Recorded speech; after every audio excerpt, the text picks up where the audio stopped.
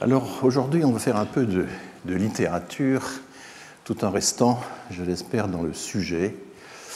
Nous allons basculer du Maghreb à l'Afrique subsaharienne, comme on dit aujourd'hui, mais enfin on parlait d'Afrique noire, évidemment, et autrefois, dans une époque encore récente. Et nous allons parler donc de l'AOF et de l'AEF. On va évoquer des événements qui sont passés quelques années avant le voyage de Gide au Congo, notamment le fameux premier prix Goncourt noir, comme on l'a dit, décerné à René Maran en 1921. On va décrire les conditions du voyage de Gide qui n'a pu se faire que grâce à l'appui du travail forcé. On va évoquer les rapports entre colonisateurs et colonisés, tels que Gide les illustre avec beaucoup d'ambivalence. La fameuse histoire du chemin de fer Congo-Océan, 17 000 morts à peu près, et la préhistoire du sida, mais ça, je ne pense que je n'aurai pas le temps et j'évoquerai ça pour la fois prochaine. Alors, je rappelle que, ici, là, j'ai emprunté à la Fondation de la Résistance une carte de l'Afrique occidentale française, de l'Afrique équatoriale française. Vous voyez ces deux groupes. Là, c'est la situation en 1940 et notamment les affiliations. Vous savez que l'AOF s'est retrouvée du côté de Vichy et l'AEF du côté de Gaulle. Hein. C'est pour ça aussi que les deux couleurs sont différentes. Mais vous avez aussi les pays qui se retrouvaient du côté italien en orange, la partie anglaise en vert. Enfin voilà, mais là, c'était juste pour vous donner une carte de situation de l'AEF. Et vous voyez que l'AEF, c'est le Tchad, le Cameroun, l'Oubangui-Chari, qui est donc l'actuelle République centrafricaine, le Gabon, le Moyen Congo, limitrophe du Congo belge. Ceci apparaît très bien. Alors, je rappelle que donc, en 1895 seulement, on a créé l'Afrique occidentale française. En 1910, donc quand même très tardivement, l'Afrique équatoriale française.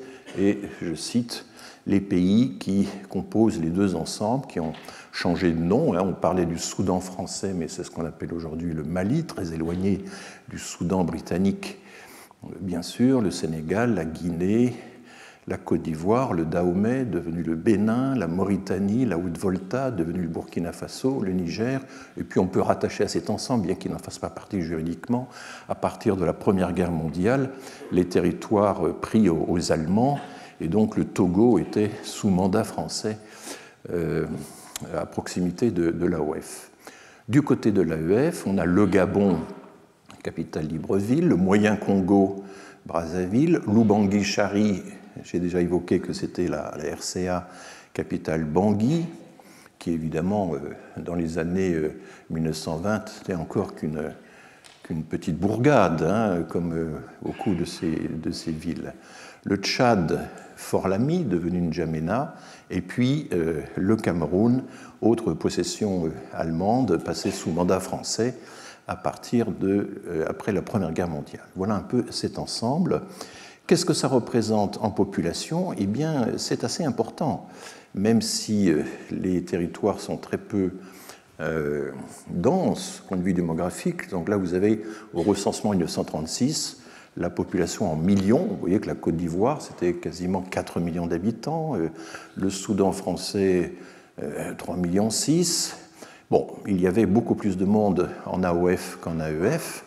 Et le problème dans les deux territoires, mais enfin beaucoup plus accusé dans l'AEF, c'est qu'il y avait un très petit nombre d'administrateurs pour diriger tout ça. Les chefs comment on appelait ça, de sous-direction, de cercle, de souscription, je cherche le terme, je ne le trouve pas, mais il me reviendra, avaient des territoires immenses. C'était souvent des jeunes sans expérience, et donc beaucoup d'abus ont été constatés. Ils n'avaient pas les moyens, ni humains, ni financiers, de diriger d'aussi grands territoires, et on va voir qu'en fait les abus étaient quasiment, comme on dirait aujourd'hui, systémiques, faute de moyens, et bien sûr s'appuyant, comme souvent, comme toujours dans la colonisation, sur des intermédiaires locaux, mais avec vraiment beaucoup de difficultés et beaucoup de retournements de situation. Alors, je fais un zoom donc sur les 5 territoires de l'AEF qui vont fournir le décor, le théâtre de tout ce que nous allons raconter aujourd'hui. Le régime juridique qui sévit dans ces territoires, c'est le code de l'indigénat, dans une version extrême, une version extrêmement dure, le travail forcé, beaucoup plus important, beaucoup plus dense encore que le travail forcé en Algérie. Ce sont des corvées très lourdes, le portage, on va beaucoup en parler, le travail sur les chantiers, chantiers de construction de routes, chantiers de construction de chemins de fer, qui ont été les dossiers les travaux les plus durs. Et ça voulait dire des réquisitions de personnes pendant des mois et des mois. On emmenait les gens très loin d'eux. Alors c'est une caractéristique, et c'est quand même un lien entre migration et colonisation, c'est qu'on a beaucoup déplacé les populations tout en essayant de les fixer. On les fixait pour qu'ils puissent être toujours taillables et corvéables et pour que le fisc puisse évidemment les appréhender, mais en même temps, une partie de l'économie du système consistait à déplacer les populations, et vous allez voir que parfois c'est sur de très longues distances. Un impôt de capitation avait été imposé, on leur a imposé également des productions agricoles comme le coton. Tout ceci faisait que les gens n'avaient plus le temps de cultiver leur culture vivrière qui était traditionnelle, qui était essentielle pour elles. Et donc en fait les colonisés en Afrique subsaharienne ont été privés de temps pour cultiver leurs propres champs, leurs propres terres, soumis à des pressions fiscales absolument exorbitantes.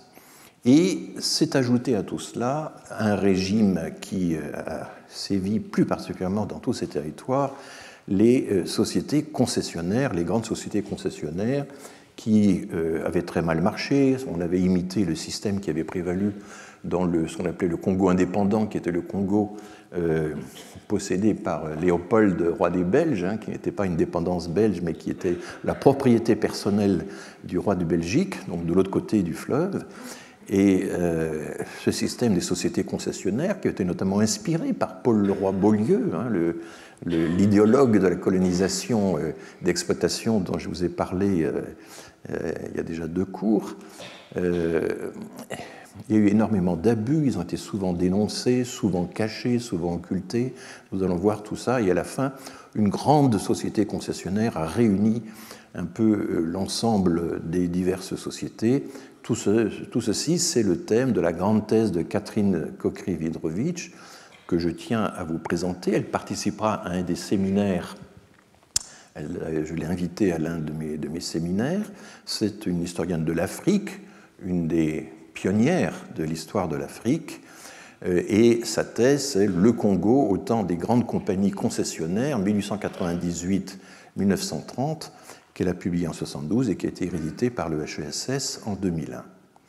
Et qu'est-ce qu'elle a fait? Elle a suivi le parcours de Savorgnan de Brazza, parce que Savorgnan de Brazza, qui avait été un des premiers explorateurs de toute cette partie-là de l'Afrique, en concurrence avec Stanley, le fameux explorateur britannique, eh bien, Savorgnan de Brazza avait été chargé par le gouvernement de faire un rapport d'évaluation, une enquête sur les exactions des sociétés, des administrateurs français au Congo.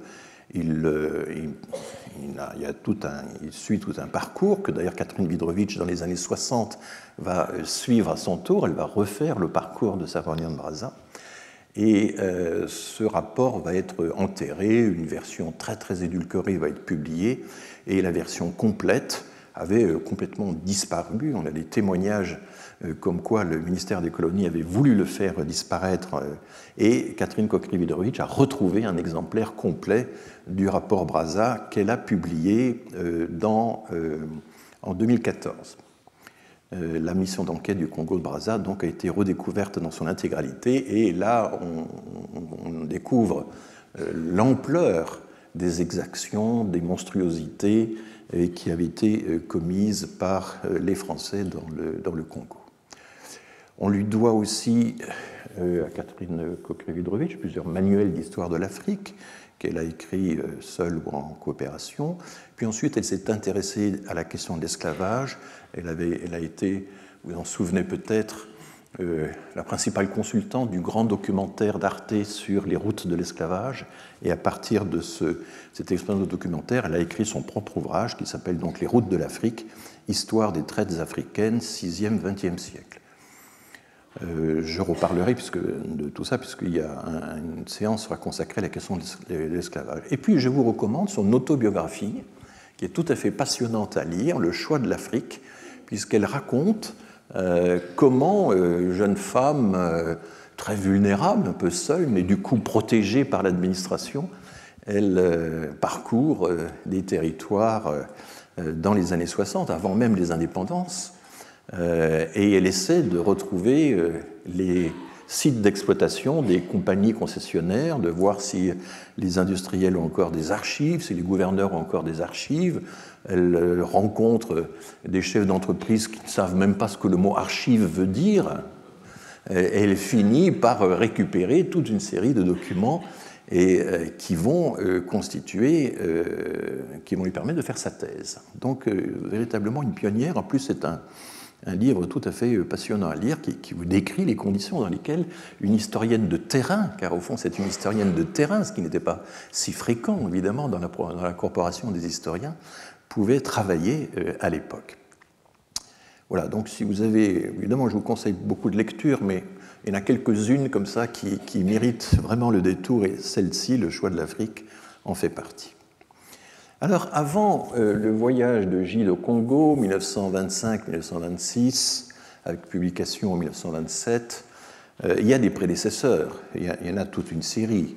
Il y a Roger Casemans, par exemple, dont Vargas Llosa a parlé dans un roman qui s'appelle Le rêve du Celte, j'en reparlerai. Il y a Conrad, le grand écrivain, qui, dès 1902, a publié un roman sur les exactions du Congo. Il y a une série de personnages, mais il y en a un qui est particulièrement intéressant parce que il publie un roman juste quelques années avant le voyage de Gide. Gide n'a pas pu ne pas le lire, Gide l'a forcément lu, même si dans son journal, Gide n'en parle jamais, ce qui est assez problématique. Il s'agit de René Maran, M-A-R-A-N, René Maran, qui, chose incroyable, a obtenu le prix Goncourt en 1921 avec Batouala, véritable roman nègre, publié chez Albin Michel. C'était en 1921, et peut-être que certains d'entre vous se souviennent que 100 ans après, en 2021, il y a eu une série d'hommages, de rappels de toute cette histoire. J'en donnerai quelques exemples dans un instant. Il y a une réédition du centenaire chez Albin Michel avec une très belle préface d'Amin Mahalouf qui insiste sur la position complètement en porte-à-faux du personnage, car René Maran était un administrateur colonial. René Maran est né en Martinique, de parents guyanais. Il a fait ses études à Bordeaux, il a fait ses études au collège, au lycée Montaigne de Bordeaux. Il a été également à l'école coloniale de Bordeaux. C'est là qu'il a rencontré notamment et il y a amitié avec Félix Eboué, qui va devenir un des principaux, donc gouverneur de l'AOF et un des principaux soutiens de Gaulle dans les premiers mois de la France libre. Félix Eboué, lui aussi né en Guyane comme René Maran. Il va devenir administrateur à Fort Sibut, S-I-B-U-T, dans l'Oumangui-Chari, donc un administrateur de rang moyen. Il ne pourra jamais monter plus haut parce qu'il est noir. Et, voilà. Mais c'est un cas intéressant de migration de fonctionnaires des Antilles vers les colonies, comme Félix Eboué en a donné un autre exemple. Et il a donc une expérience directe de l'exploitation coloniale en Afrique équatoriale. Fort Sibut, c'est vraiment au cœur de l'Oumangui-Chari, c'est peut-être à 130-150 km au nord-est de Bangui. Hein. C'est donc là qu'il observe. Et il va faire. Alors, il avait adhéré à la Ligue universelle de défense de la race nègre, hein, c'était les expressions de l'époque. Et son roman, c'est un roman d'amour et de mort, c'est la rivalité entre un chef africain et un jeune prétendant, mais au passage, il y a une description très très précise des rituels de la circoncision, du mariage, du décès, etc. Et surtout, un document qui est assez détaché par rapport au reste, qui est la préface, une courte préface, qui est un réquisitoire extrêmement violent, on peut le dire, contre la colonisation. Et qui est un document, évidemment, là encore, qui reflète la position en porte-à-faux, parce qu'il se veut français, profondément attaché à la culture française, il manie la langue française magnifiquement, et en même temps, il fait appel à ses collègues écrivains, en quelque sorte, à ses amis écrivains, pour demander leur solidarité dans la lutte contre la colonisation. Bon, vous voyez, il y a toute une littérature lors du centenaire. Là, par exemple, une enquête dans Le Point. Il y a un documentaire sur Maran qui est sorti sur France 3, avec d'ailleurs des interviews de Dany Laferrière et d'Amin Mahalouf, donc deux académiciens. La bibliothèque municipale de Bordeaux lui a rendu hommage. Donc, vous voyez, c'est un personnage dont on comprend, dont on mesure aujourd'hui l'importance, ce qui n'était pas le cas pendant longtemps. Alors il y a eu toutes sortes de polémiques dès que ce roman est paru, parce qu'évidemment on est dans les années juste d'après-guerre, on a la politique de bienveillance, on commence à mesurer tous les effets négatifs de la colonisation. Il y a le Parti communiste commence sa campagne contre la colonisation, les surréalistes aussi, on va en voir un exemple. Ça bouge beaucoup dans les milieux intellectuels sur cette question-là, et Gide va un peu se sentir obligé d'y aller lui aussi, mais à sa manière, qui n'est pas celle des surréalistes, ni celle évidemment du Parti communiste.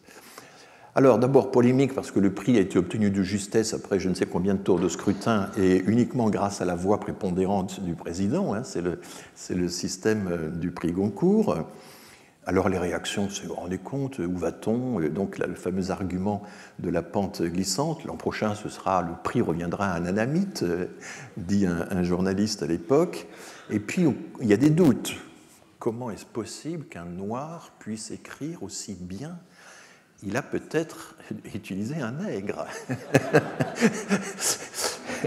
Ou alors il a commis un plagiat. Enfin, on le cherche et ça fait partie des réactions, mais c'est surtout évidemment la préface anticoloniale, dont je vais vous donner quelques extraits, qui a fait scandale parce que aussitôt on dit ben voilà, ce colonisé évalué à qui on a donné toute la culture française, eh bien il trahit sa patrie, il crache dans la soupe, c'est l'expression qui a été utilisée à l'époque.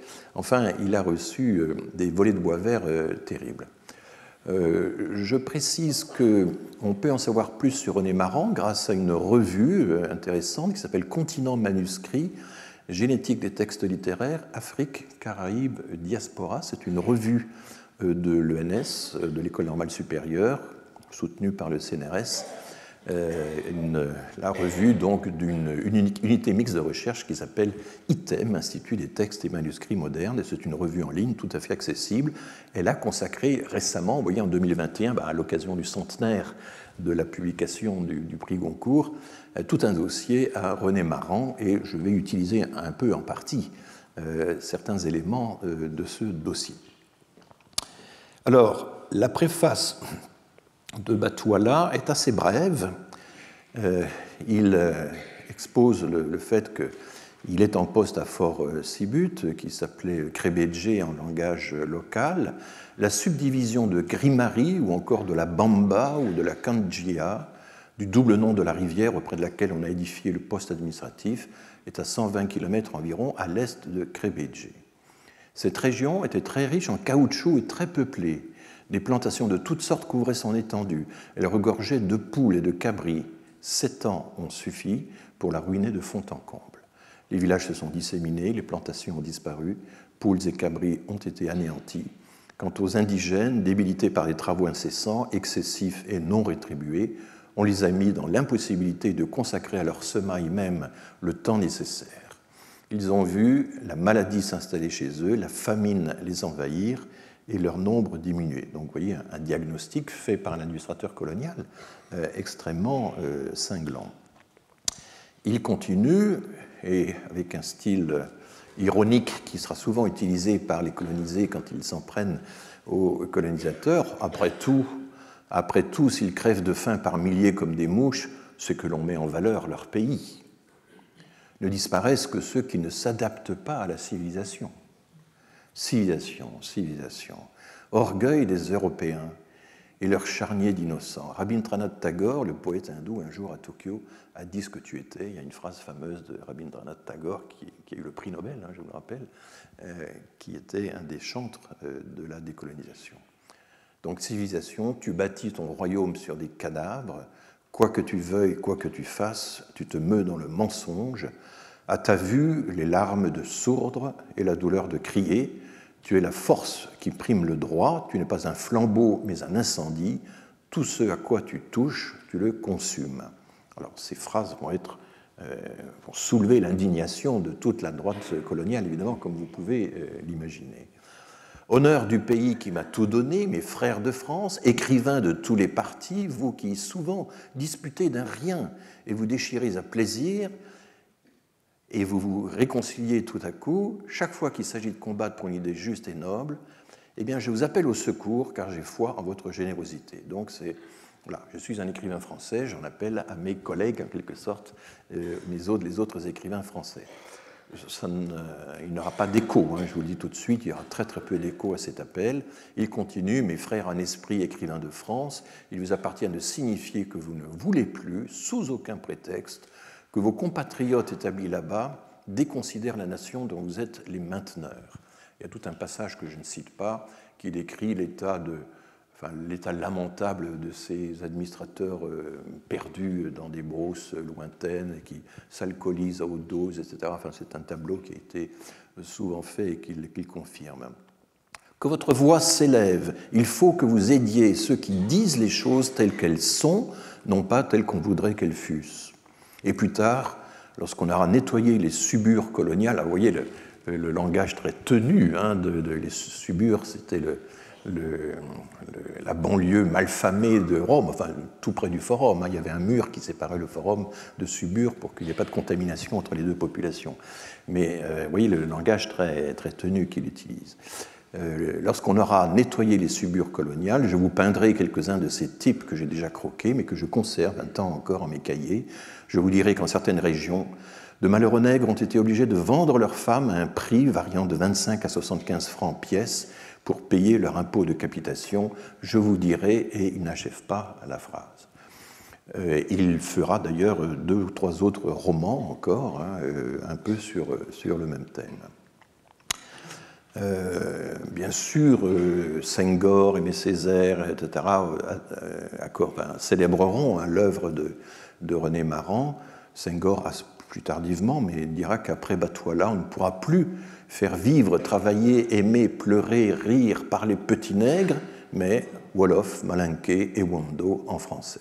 Car c'est René Maran qui, le premier, a exprimé l'âme noire avec le style français. Alors ça, c'est du Senghor, évidemment, tout craché, l'âme noire avec le style français. Bon, alors une chose étonnante qui a été découverte récemment par un jeune chercheur qui s'appelle Xavier Luce et qui a contribué à faire le numéro spécial, le dossier spécial sur Maran de la revue Continent et Manuscrits, c'est que pendant la guerre de 14, ou à la fin de la guerre, mais même en pleine guerre, depuis Fort Sibu, depuis son poste colonial dans cette petite subdivision lointaine de l'Oubangui-Chari, il décide de confier sa colère à un grand homme du moment qui est Barès. Barès est un personnage extrêmement, évidemment, important à l'époque. Ça peut paraître étonnant qu'il s'adresse à Barès, mais il faut bien voir que Barès, à la différence de Maurras, qui sera la génération suivante, Barès avait des sentiments très ambivalents vis-à-vis du colonialisme. Barès faisait partie de ces gens, il était lorrain, c'est pas par hasard, qui en voulait beaucoup à Gambetta d'avoir en quelque sorte dirigé les efforts de la France vers les colonies au lieu de les diriger vers l'Allemagne pour récupérer l'Alsace-Lorraine. Il faisait partie de ces gens qui considéraient que la colonisation, de cette manière, c'était un dérivatif un peu lâche par rapport à la mission sacrée qui était de continuer la lutte contre l'Allemagne et de récupérer l'Alsace-Lorraine. Vous voyez, donc il y avait à l'intérieur même de la droite ou de l'extrême droite française des variations importantes, alors que Maurras, lui, sera davantage un soutien fervent de la colonisation, notamment au nom de sa christianisation, etc. Donc, ce n'est pas totalement incongru de s'adresser à Barrès à l'époque. Et Barrès, à l'époque, c'est encore l'homme qui a publié des livres sur l'égotisme, la liberté individuelle, l'affirmation de soi, etc. Alors que plus tard, il y aura des livres insistant davantage, des essais insistant davantage sur l'enracinement dans une société, le poids des morts sur les vivants, etc. Barrès a beaucoup évolué au cours de sa carrière intellectuelle. Bon, tout ça a fait l'objet de beaucoup d'études et je ne vais pas épiloguer plus longtemps. Et voilà ce que René Maran écrivait 7-8 ans avant son prix Goncourt, même 5 ans avant seulement, ou 4. Nous sommes ici, donc dans les colonies, dans l'Oubangui-Chari, plusieurs, à étouffer sous une honte inavouable, sous prétexte de civiliser des peuplades énervées, donc ayant perdu leur énergie, nous les avions surchargés de prestations de toutes sortes, nous les avions asservis. En échange, de nous, elles ne recevaient que du dédain, du mépris et des coups. Cela se sait dans les milieux coloniaux, on se garde de le dire. Nous, les fonctionnaires, nous ne sommes pas venus ici pour être des négriers. Nous en avons assez de rasier ces malheureux, tirailleurs volontaires qu'on attache pour qu'ils ne se sauvent pas. Nous en avons trop fait déjà, trop vu, qu'on ne nous oblige pas à salir nos mains davantage. La France ne peut pas nous demander cela, ce n'est pas vrai. Vous voyez là, le côté, la façon dont il exprime sa colère, c'est un peu un écorché vif, et il le fait avec une sorte presque de candeur, enfin, par rapport à Barrès. On ne sait pas trop. Alors, il y a des allusions, parce que les lettres vont se prolonger plusieurs années. Il y a des allusions dans les courriers, dans les lettres de Maran, au fait que Barrès aurait répondu de façon assez bienveillante, en l'encourageant. Enfin, mais on n'a pas les lettres de Barrès, en tout cas. Xavier Luce, le jeune chercheur qui a publié, qui a révélé ces lettres de René Maran à Maurice Barrès, n'en parle pas. Je voudrais être calme, comment l'être? Lorsque je suis entré dans l'administration coloniale, j'étais loin de penser que j'allais devenir une manière de bandit, je ne suis pourtant pas autre chose. Autres extraits de lettres, car je suis français, français de cœur et d'esprit, passionné de la France et du génie de sa langue. Je ne pouvais pas ne pas être patriote. Je suis né à la Martinique, mais c'est Bordeaux qui est ma ville natale. C'est la France qui est mon pays. J'ai toujours vécu et chaque congé me ramène à lui. Je voudrais vous inciter à attaquer cette légende que l'on forme sur l'inépuisable richesse humaine de nos colonies d'Afrique. On n'envoie pas des moutons à l'assaut des tranchées Boches, alors qu'on laisse chez eux ces involontaires. Et là, vous voyez qu'on est en juillet 17, on est encore pendant la guerre de 14, qu'on laisse chez eux ces involontaires qui ne comprennent pas et qui ne savent qu'une chose, c'est qu'après les avoir accablés d'impôts, de taxes et de vexations, on veut les envoyer à la tuerie comme un châtiment. Donc une protestation très, très vive contre la conscription obligatoire des tirailleurs. Et là, il donne une explication. Vous voyez à présent pourquoi je vous ai écrit. Une immense gloire s'attache à votre nom, à vos œuvres, à votre vie politique, la seule qui nous soit connue. Nous voudrions vous voir, vous dresser entre nous et cette ignominie. Bon, Barrès n'en fera rien, il va juste encourager un petit peu l'auteur de ces lettres exaltées, mais il ne fera pas davantage. Et encore un extrait du 8 décembre 1918, un nègre quel qu'il soit, ou qu'il soit parvenu sur l'échelle de l'intelligence, ne peut prétendre qu'à des emplois subalternes, ceux de premier rang ne devant sans aucun prétexte lui être attribués, et c'était effectivement la politique tout à fait officielle de l'époque, à ceci près qu'évidemment c'est un Antillais transféré dans l'Oubangui-Chari, enfin, c'est un cas très particulier, et Félix Eboué va être un peu un contre-exemple de ça. Voilà, alors est-ce que j'ai déjà cité ça? Oui, j'ai déjà cité ça. Bon, il y a un article de l'écrivain Nimrod, c'est un récent, c'est évidemment un pseudonyme, René Maran, André Gide, un soupçon de proximité, puisque Gide ne parle jamais de René Maran, alors que bien des thèmes du roman de Gide, en fait, reprennent les thèmes de Maran. Puis on ne peut pas imaginer que Gide n'ait pas lu Le Goncourt 1921.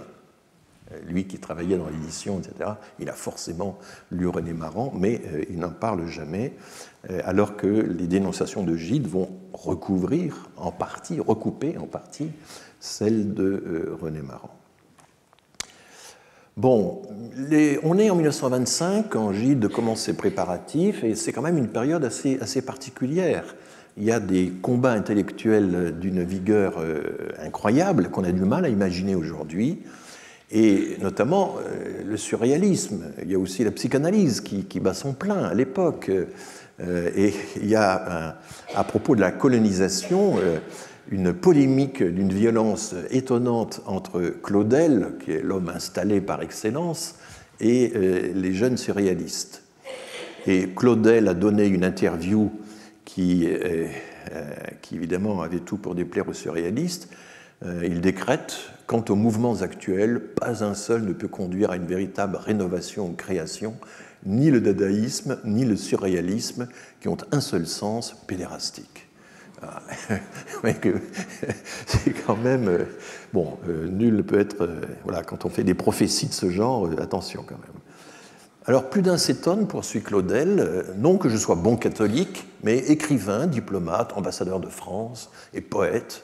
Mais moi, je ne trouve en tout cela rien d'étrange. Pendant la guerre, je suis allé en Amérique du Sud pour acheter du blé, de la viande en conserve, du lard pour les armées, et j'ai fait gagner à mon pays 200 millions. Alors évidemment, les surréalistes vont se jeter sur cette partie-là de l'interview, et on a le tract surréaliste du 1er juillet 1925 qui va être affiché dans pas mal d'endroits de Paris, qui va être beaucoup utilisé par les surréalistes. Lettre ouverte à M. Paul Claudel, ambassadeur de France au Japon, puisque c'était la fonction qu'il occupait à l'époque. Monsieur, notre activité n'a de pédérastique que la confusion qu'elle introduit dans l'esprit de ceux qui n'y participent pas. Peu nous importe la création, puisque Claudel se revendiquait comme créateur.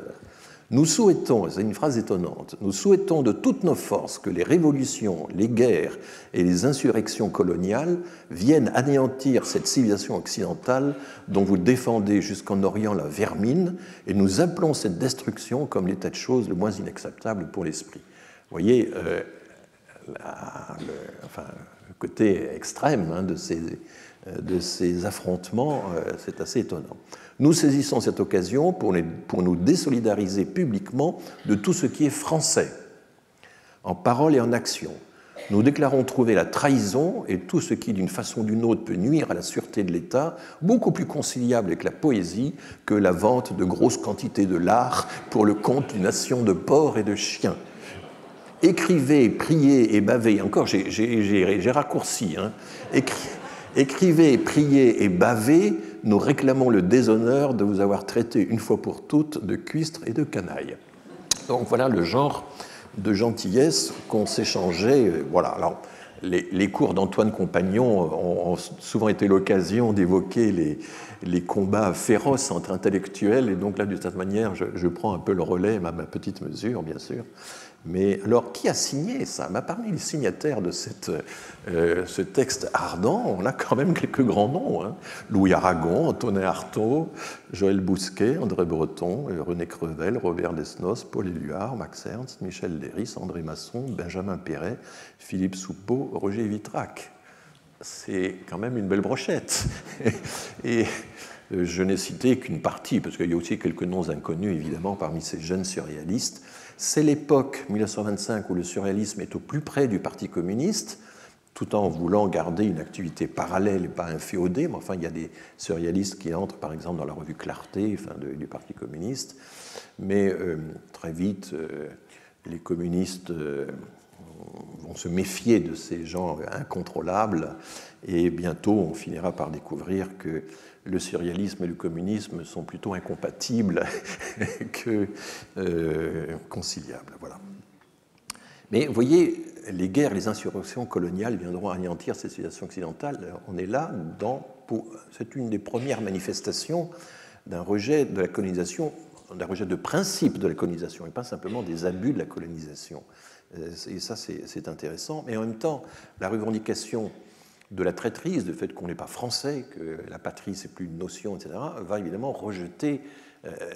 Ça va être du pain béni pour l'extrême droite qui va dire mais vous voyez, si vous rejetez les colonies, c'est que vous êtes anti-français. Et ça a toujours été un argument du parti coloniste ou colonialiste, de dire que si on s'oppose à la colonisation, c'est qu'on est un ennemi de la France. Bon, le chantage à vous n'êtes qu'un ennemi de la patrie, ça existe encore aujourd'hui, comme vous le savez.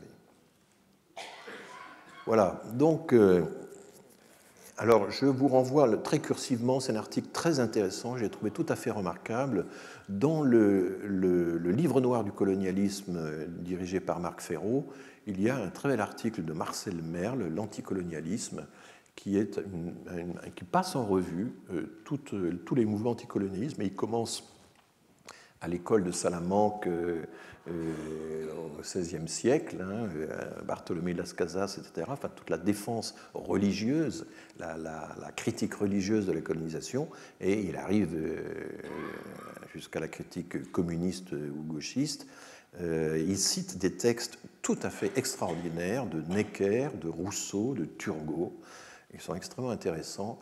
Il y a un texte de Necker qui est d'ailleurs inclus dans le fameux tableau financier que Necker a publié à compte d'auteur, vous savez, pendant qu'il était ministre de Louis XVI, où il explique que pour une différence de peau, pour une différence de texture des cheveux, etc., on méprise les gens. Etc. Il est contre la colonisation. Necker était contre la colonisation. Il estimait que ça n'allait pas rapporter grand-chose. Il y a un argument à la fois humaniste et économiste. Rousseau a dit avec la plus grande clarté possible que le droit de conquête, ce n'est pas un droit, que c'est le droit du plus fort, que c'est le contraire du droit, que esclavage et droit sont des termes totalement antithétiques. Enfin, il y a des textes de Rousseau extrêmement forts, et Turgot a fait des choses tout à fait équivalentes. Donc tout ça est repéré par Marcel Merle, qui ensuite consacre des pages très intéressantes aux positions incroyablement ambiguës de Jaurès et de Blum, parce que même chez le jeune Blum, quand il est une figure montante du Parti socialiste, on trouve un texte qui ressemble beaucoup à au fameux discours de Jules Ferry, à savoir le droit des civilisations supérieures à coloniser les civilisations inférieures. Léon Blum a écrit des textes qui sont exactement dans cette ligne-là. Il va évoluer lui aussi. Beaucoup de personnages vont évoluer au fil du temps.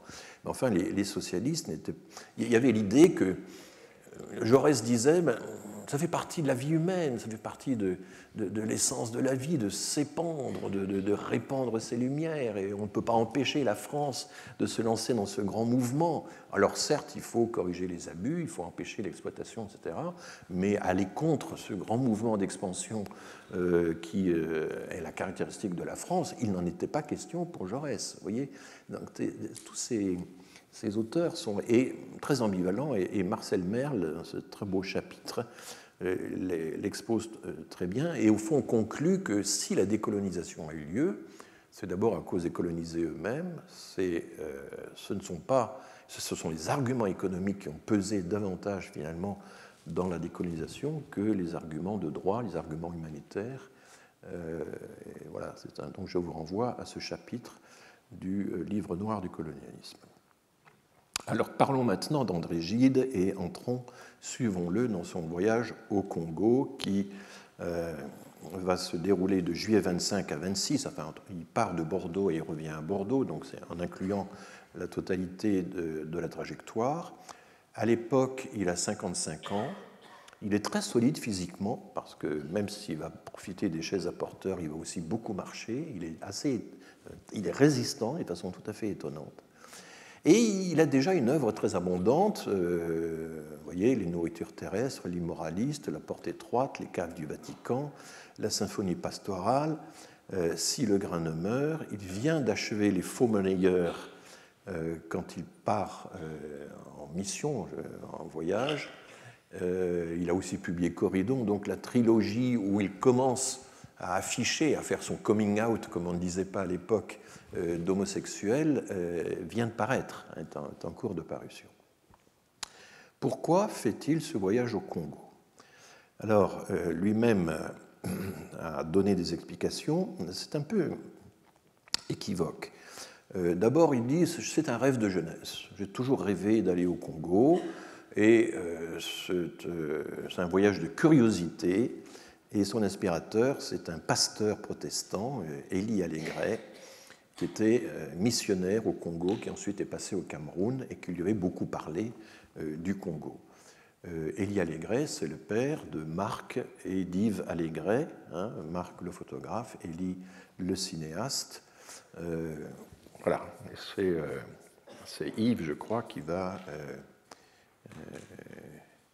être le père de Catherine Allégret. Enfin, bon, il fait une chose assez curieuse, Élie Allégret, il est très très ami avec Gide, qui est protestant lui aussi, et quand il part en mission pendant des mois et des mois au Congo, il décide de confier ses enfants à Gide. Et Gide va devenir l'amant de un ou deux des enfants. Enfin, tout ça est un peu obscur, mais enfin, voilà, c'était peut-être pas la chose à faire, mais bon, il n'y a pas de jugement à formuler, mais enfin, à l'époque, ça a paru curieux.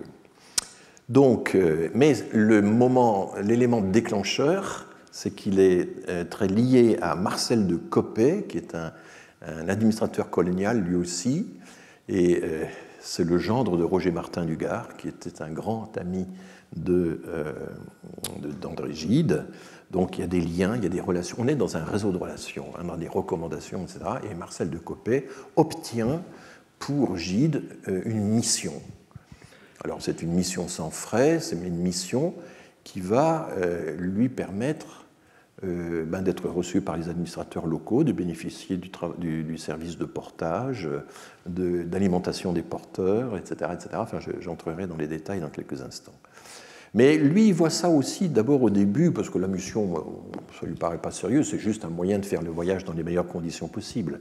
Il y voit d'abord un voyage d'agrément. Alors c'est un passionné de nature, naturaliste. Une grande passion, c'est la chasse aux papillons. Donc on a des pages sur les différentes les papillons qu'il collectionne. Il a toute une boîte où évidemment, il entasse, il perce ces papillons. Bon, il aime beaucoup ces animaux. Il va transporter pendant des mois et des mois pendant son voyage un lémurien en le transférant de la forêt vierge au désert du Tchad. Et là, évidemment, la pauvre bête va mourir parce qu'elle était manifestement transplantée dans un milieu qui ne lui convenait pas. Voilà, donc il y a des descriptions de la forêt. C'est un naturaliste, il herborise, il s'intéresse à la flore et à la faune. Enfin, Marc Allégret l'accompagne. Marc Allégret, c'est à 25 ans à l'époque, il est né en 1900. Et lui, il fait carrément, il chasse. Marc Allégret chasse dès qu'il peut les oiseaux, les fauves, etc. Donc on est vraiment dans le voyage colonial dans toute sa splendeur. Voilà. Et puis, parmi les agréments, il y a la pédophilie, parce que, alors ça, on le sait grâce au carnet de Marc Allégret, il y a toute une série de passages dans le journal de Gide qui sont quand même très ambigus. Et d'ailleurs, à l'époque, un journaliste, parce que va relire tous ces passages et déceler toute la charge pédophile qui s'y trouve. En évoquant d'ailleurs la psychanalyse, parce qu'il constate que Gide a une certaine préférence pour certaines plantes falliformes ou des choses de ce genre. Enfin, et cette lecture dès l'époque est assez intéressante, et l'auteur en question s'indigne que le gouvernement français ait pu accorder une mission à quelqu'un qui détourne les mineurs et quelqu'un qui est une sorte de prédateur sexuel. Enfin, bon, mais évidemment, l'époque a complètement changé. Hein. On n'est plus du tout, même si c'était quand même très très débattu à l'époque, comme toujours. Hein. Je reviens inlassablement sur ce thème, sur le fait que tout était objet de débat. Et il y a donc dès l'époque, dès 1927, dès la publication du journal, quelqu'un qui lit absolument. Voilà, ils arrivent dans un village, les enfants se précipitent. C'est venez à moi les petits enfants. Il dort avec eux. Voilà. Et Marc Allégret allait plus loin, puisque selon les carnets de notes de Marc Allégret, lui, c'était les petites filles de 6 ans à 12 ans.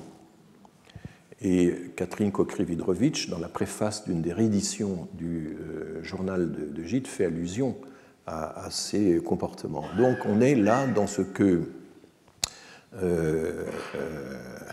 donc l'ACHAC, l'association de Pascal Blanchard, a souligné tout cet aspect prédation sexuelle qui existait aussi, qui était une des formes de la relation coloniale pour tous ceux qui essayaient de trouver de la comment dit le lecteur critique de la chair fraîche, c'était l'expression utilisée à l'époque. Bon, tout ceci transparaît dans le journal de Gide, pas plus, beaucoup plus clairement dans le journal de voyage de Marc, mais qui, lui, est resté inédit jusque dans les années 80. C'est un chercheur du CNRS qui, récemment, a retrouvé le journal de Marc Allégret et l'a publié. Donc, Gide a obtenu une mission d'enquête du ministère des Colonies et on a prétendu, c'est pas très clair, que c'était une mission d'enquête sur le comportement des compagnies concessionnaires forestières.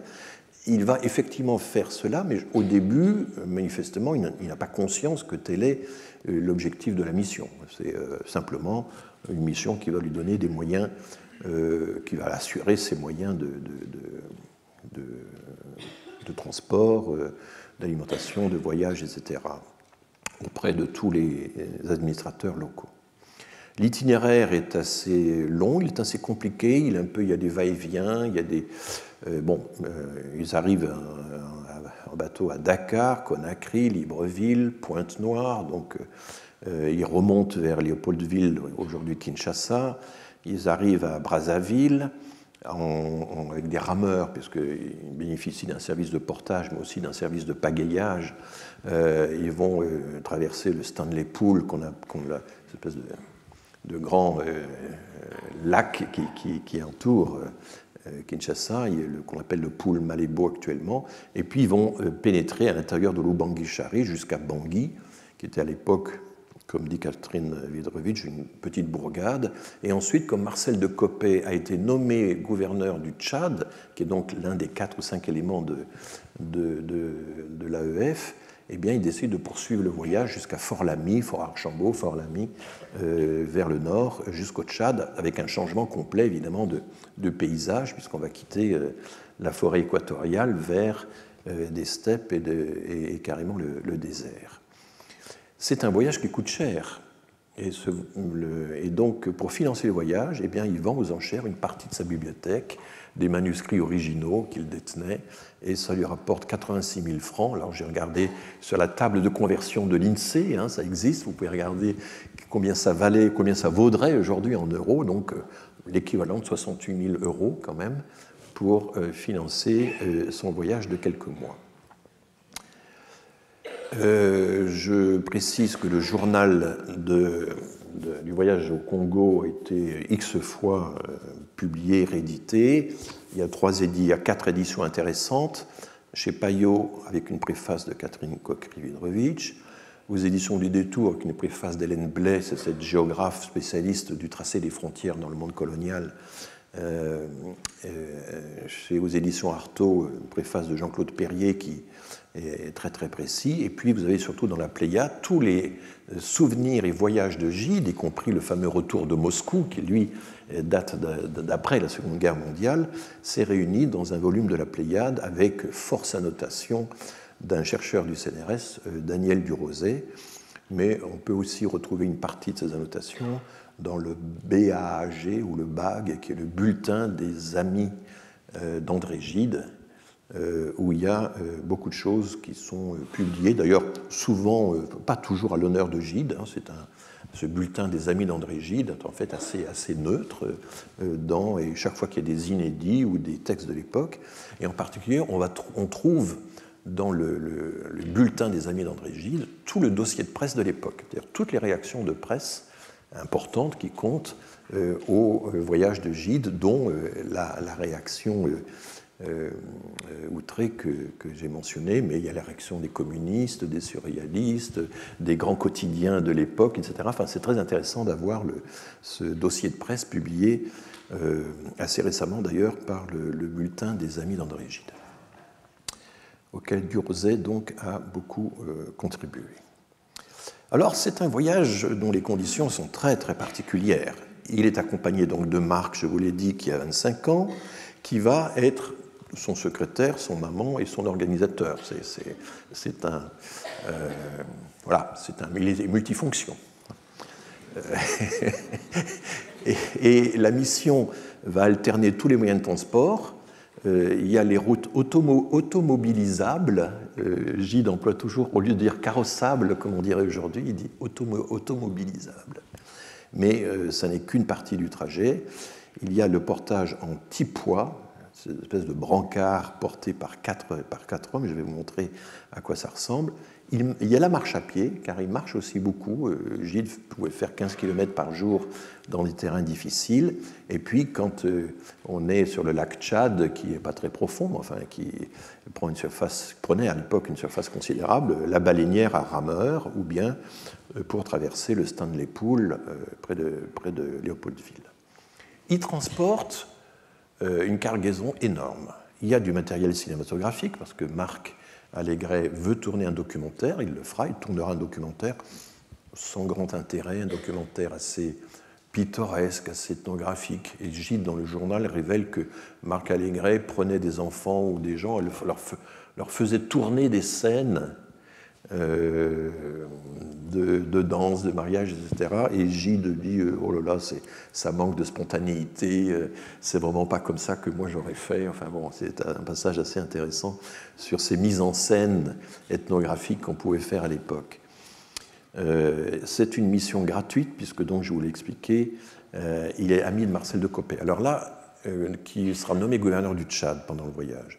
Là, il y a pas une controverse, mais enfin, quand on lit les auteurs qui sont penchés sur cette histoire, certains disent que c'est parce qu'il était l'ami de Marcel de Coppet, un gouverneur colonial, qu'il a plutôt pris pour cible les compagnies concessionnaires que le régime colonial lui-même, l'administration coloniale.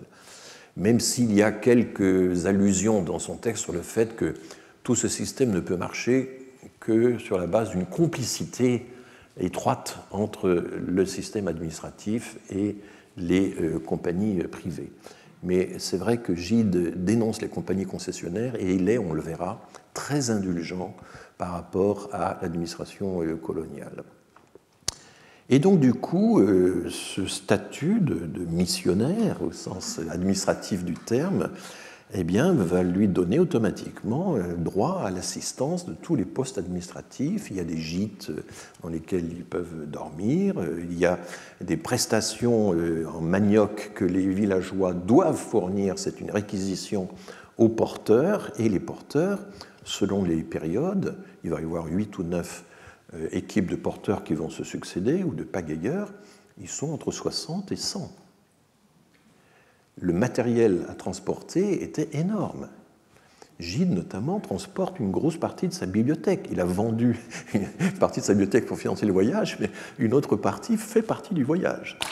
Et c'est tout à fait étonnant, et on verra que ces lectures de grands classiques européens occupent une certaine partie du voyage. On se charge, les administrateurs locaux se chargent de lui recruter des équipes de porteurs, de lui recruter des guides, et réquisitionnent aussi les villageois pour que les porteurs aient à chaque étape la nourriture nécessaire, essentiellement du manioc, et on verra qu'en fait ça ne marche pas toujours, et que Gide est furieux quand ça ne marche pas. Donc voilà un peu le singulier voyage, et en même temps ça en dit long sur la façon dont on pouvait voyager à l'époque. Et du coup, le journal de Gide, il est très hétéroclite, il est très étonnant. Il y a des descriptions absolument magnifiques des paysages, du climat. Bon, il trouve quand même que souvent le paysage est très très monotone, et constamment, il y a la comparaison avec les paysages français qui, eux, sont structurés, sont individualisés, sont spécialisés, alors qu'en Afrique, on a d'énormes étendues vides, ennuyeuses. Le ciel est très souvent gris le matin quand on se réveille. Enfin, il y a des contrastes entre les... Mais de temps en temps, il admire certaines parties de la flore, de la faune, etc. Bon, j'ai déjà évoqué ce qu'il fait.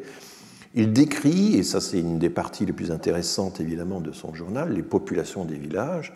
Il ne comprend pas très bien pourquoi ces populations souvent sont complètement fermées, renfrognées, détournent les yeux, sont misérables, sont dans un état moral et sanitaire épouvantable. Mais de temps en temps, il y a aussi des accueils enthousiastes, on ne sait pas trop s'ils sont commandés ou pas. Ils s'aperçoivent à un moment que des femmes sont presses de désherber tout le chemin avant leur arrivée dans le village. Enfin, vous voyez, il y a un côté à la Potemkin comme ça qui est assez frappant. Et Gide, qui a une culture musicale très très poussée, décrit aussi des scènes des airs, enfin des scènes de chant collectif chez les rameurs, par exemple, ou des scènes de danse. Et il note les rythmes. Et il est très étonné de la complexité des rythmes qui va au-delà de ce qu'il avait pu imaginer chez des gens si peu civilisés. Alors, donc son côté musicologue, enfin ethnomusicologue, il aurait pu faire un très bon ethnomusicologue. Enfin, ce sont des passages étonnants, parce qu'il avait une maîtrise technique, il était capable d'identifier ce qui, dans ces musiques exotiques, ne ressemblait pas du tout à des musiques européennes. Et bien sûr, la partie centrale, celle qui va le plus intéresser, qui va le plus l'occuper, notamment dans les réactions, pour réagir aux réactions que son livre a provoquées, c'est la dénonciation des exactions commises par les compagnies d'exploitation. On va voir ça en détail. Et en même temps, on a droit à des appréciations sur les grands chefs-d'œuvre de la littérature européenne. Il lit Bossuet, il compare les oraisons funèbres d'Henriette de France avec je ne sais qui, et il trouve que l'une est meilleure que l'autre, etc. Enfin, on a droit à tout ça alors qu'il est sur son brancard transporté par les indigènes à travers la forêt. C'est complètement, pour le coup, là, surréaliste. Et tout ça, c'est la bibliothèque qu'il a emportée avec lui. Et que ses porteurs, à raison de 20 ou 30 kilos par tête, doivent porter. Tous ceux qui ont déménagé une bibliothèque savent ce que ça représente. Alors là-dedans, il y a les grands classiques, Corneille, La Fontaine, Racine, Molière, Bossuet, Baudelaire. Il se récite les Fleurs du Mal, il apprend de nouvelles pièces des Fleurs du Mal, etc. Il lit dans le texte, en anglais, Shakespeare, Milton, Conrad et d'autres. Il lit beaucoup Goethe, c'est l'auteur qu'il cite le plus souvent. C'est quand même très chic de dire Goethe en allemand. Ouais. Mais il fait des incursions également dans la littérature russe, et en même temps il se plaint parce que dans ces tipois, ces brancards, il n'y a pas moyen de lire, on est trop secoué. Et on ne peut même pas écrire ou prendre des notes, donc de temps en temps il descend de sa chaise à porteur en quelque sorte pour pouvoir lire en marchant. Alors bon, ça c'est le grand dilemme des intellectuels, est-ce qu'on lit en marchant ou est-ce qu'on marche en lisant? Bon,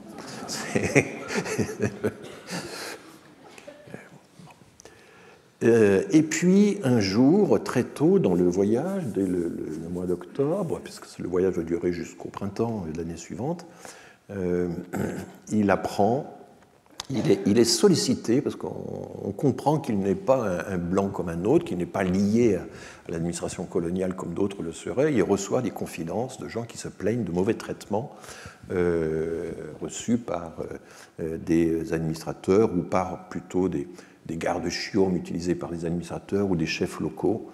Et il récupère le journal d'un Européen qui passait son temps à chasser les fauves dans les environs, et ça va lui servir à corroborer le récit oral, les récits oraux qu'il a obtenus par ailleurs. Il fait un recoupement entre le témoignage de ce chasseur et les témoignages oraux qu'il va recueillir. Et voilà ce qu'il écrit, par exemple, à Bambio, le 8 septembre. 10 récolteurs de caoutchouc travaillant pour la compagnie forestière, donc cette compagnie unique qui a des centaines de milliers d'hectares, pour n'avoir pas apporté de caoutchouc le mois précédent, mais ce mois-ci ils apportaient double récolte de 40 à 50 kilos, furent condamnés à tourner autour de la factorerie sous un soleil de plomb et porteurs de poutres de bois très pesantes. Des gardes, s'ils tombaient, les relevaient à coups de chicotte.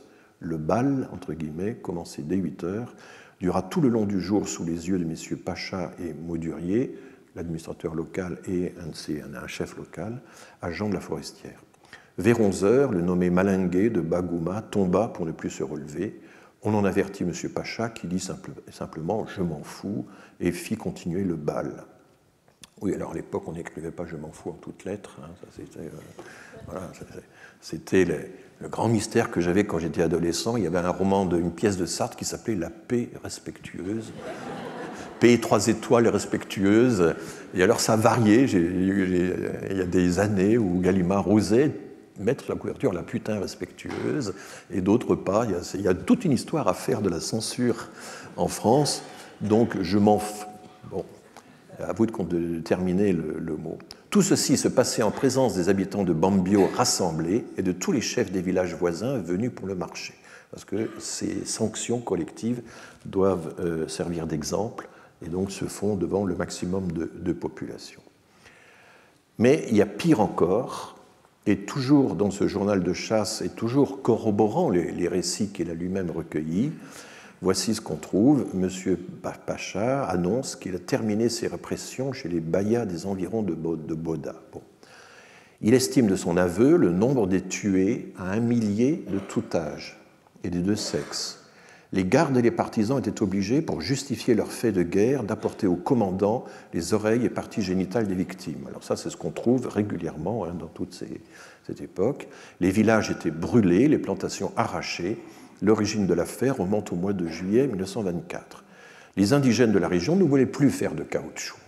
L'administrateur de l'époque, M. Bouquet, envoie 4 miliciens accompagnés d'un sergent indigène pour contraindre les gens au travail, d'où bagarre.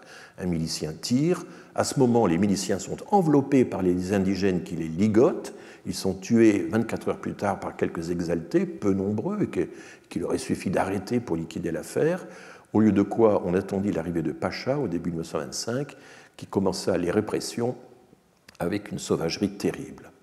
La cause de tout cela, c'est toujours le chasseur qui parle, mais et Gide acquiesce, adhère totalement à son explication, c'est la CFSO, la compagnie forestière Sangaou-Bangui, donc cette grande compagnie qui avait unifié toute une série de concessions préalables, qui, avec son monopole du caoutchouc et avec la complicité de l'administration locale, réduit tous les indigènes à un dur esclavage. Tous les villages, sans exception aucune, sont forcés de fournir caoutchouc et manioc pour la CFSO, le caoutchouc au prix d'1 franc le kilo, le manioc à 1 franc le panier de 10 kilos. Alors Gide va être extrêmement précis et minutieux dans le calcul des prix. C'est une chose qui va l'intéresser. Il va s'intéresser à la question de savoir à quel prix on achète le caoutchouc, le manioc, etc., des indigènes et comment les administrateurs qui en fait manquaient de ressources et d'argent finalement trichent sur les prix de manière éhontée et en fait rétribuent de façon à un niveau dérisoire le travail énorme accompli par les villageois. Et à ce moment-là, Gide est bouleversé par ces récits, parce qu'il y en a plusieurs qui arrivent à peu près en même temps, et on débute ce voyage, et il dit, en acceptant la mission qui me fut confiée, je ne savais trop tout d'abord à quoi je m'engageais, quel pourrait être mon rôle, et en quoi je serais utile, parce que c'était juste une mission de recommandation, comme je vous l'expliquais. À présent, je le sais, et je commence à croire que je ne serais pas venu en vain. Alors, ce passage du journal est souvent cité, était souvent cité, pour résumer la découverte de Gide, l'évolution de Gide, la conversion en quelque sorte. Et il poursuit le jour suivant, désormais une immense plainte m'habite, je sais des choses dont je ne puis pas prendre mon parti, quel démon m'a poussé en Afrique? Qu'allais-je donc chercher dans ce pays? J'étais tranquille, à présent je sais, je dois parler, je veux passer dans la coulisse de l'autre côté du décor, connaître enfin ce qui se cache, cela fut-il affreux, c'est cet affreux que je soupçonne, que je veux voir. Et on va donc aborder du coup la question du portage. Voici à quoi ressemblaient les fameux tipois dans lesquels Gide lui-même a voyagé. Cette espèce de palanquin, de brancard porté par 4 hommes, avec lequel les coloniaux pouvaient franchir les fleuves, les terrains les plus boueux, les plus difficiles. Alors, ça peut s'écrire avec ou sans eux, tipoi, tipois, bon, une sorte de palanquin. Et là, vous avez une carte postale qui date de 1910, mais la description précise qu'en donne Gide alors, il y avait une variante avec des espèces de palmes qui passaient au-dessus du passager et qui l'abritaient des rayons du soleil. Là, on a un palanquin sans couverture, en quelque sorte. Voilà. Donc, c'est une caravane de porteurs qui, accompagne Gide, en gros, 60 à 100 hommes selon les cas. Quelques exemples. Levé avant 5 heures. On plie bagages. Sur l'arène, derrière la maison, sont groupés nos porteurs, 60 hommes, plus un milicien, un guide indigène, nos 2 boys et le cuisinier, plus encore 3 femmes accompagnant le milicien et le guide. Ça, c'est le 31 octobre. Nous touchons au but, il était temps, nous sommes recrus de fatigue, tous, mais somme toute, aucun accroc sérieux durant ces 5 jours de marche. Hier, par prudence, nous avions recruté 5 tipoyeurs de renfort, car les nôtres font pitié.